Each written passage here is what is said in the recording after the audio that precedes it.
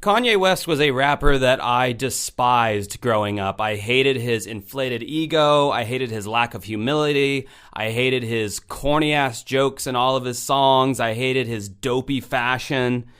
But then in 2013, he dropped the album Yeezus, and it was super industrial with its distorted drums and its really dark synths and the vocal samplings. And I'm like, all right, Kanye, okay, you got my attention. And then I started going back and listening to his albums like My Beautiful Dark Twisted Fantasy and 808s and Heartbreaks, and I started to gain a new appreciation and respect for Kanye as an artist. And then the year 2022 happened.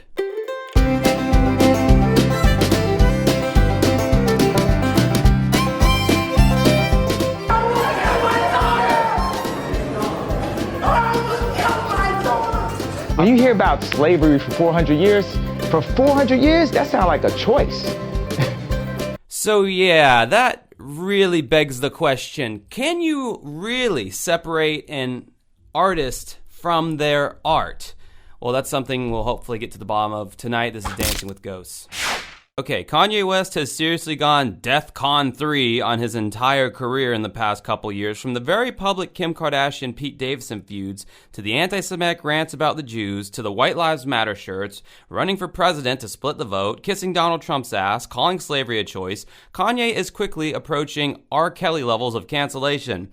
He's been dropped from his talent agency, he's been dropped from Adidas, The Gap, his celebrity friends and colleagues have turned against him, and he's lost a lot of fans in the process. I mean, even me as a DJ, I'm just not touching the dude's music for a while. I feel like I'm gonna offend somebody in the audience or something, which leads me to my next question, or my original question about can you separate the artist from the art? And yes, Kanye's songs, some of them have some problematic lyrics like blatant misogyny, which is unfortunately typical in the rap music genre. But what he's not talking about is Jewish overlords ruling the world. And furthermore, all of Kanye's most popular songs are the songs that he made in the past, before he lost his mind. And those ones should still be okay to support, right? Unless maybe he's always been this way. And according to rap duo Little Brother, who did a collaboration with Kanye in 2003, yes, he's always been this way. All right, so for all the people who are saying, I miss the old Kanye, let me just be very clear.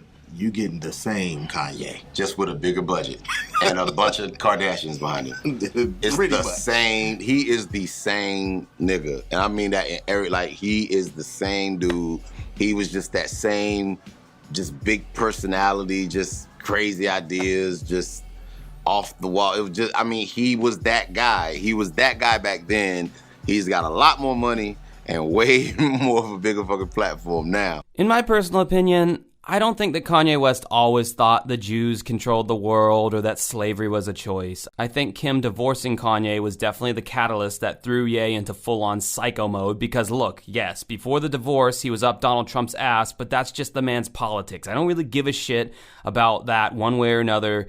Sure, I don't support Trump, but if Kanye does, I'm still listening to his music. What we do know is that Kanye has a mental illness. He's bipolar. That can obviously be a huge factor in somebody having erratic behavior. Look at Charlie Sheen's breakdown in 2011 when he went apeshit for like an entire year and now is seemingly back to his old self.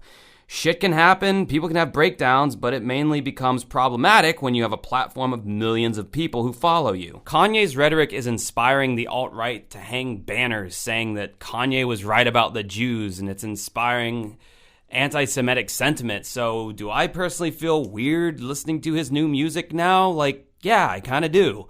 It kind of helps me, though, that the last thing that I thought he put out that was any good was the Kids See Ghosts record with Kid Cudi back in 2018, and anything like Life of Pablo and all that stuff, I haven't really liked any of the stuff he's been putting out anyway. So I'll probably wait things out with old Ye and see if he gets his head right before I start supporting any new music he does. In the meantime, I would suggest just pirating all of his music before the year 2019 and you should be good. This way you're not giving him ad revenue from streaming and you're not listening to his new music. It solves all the problems!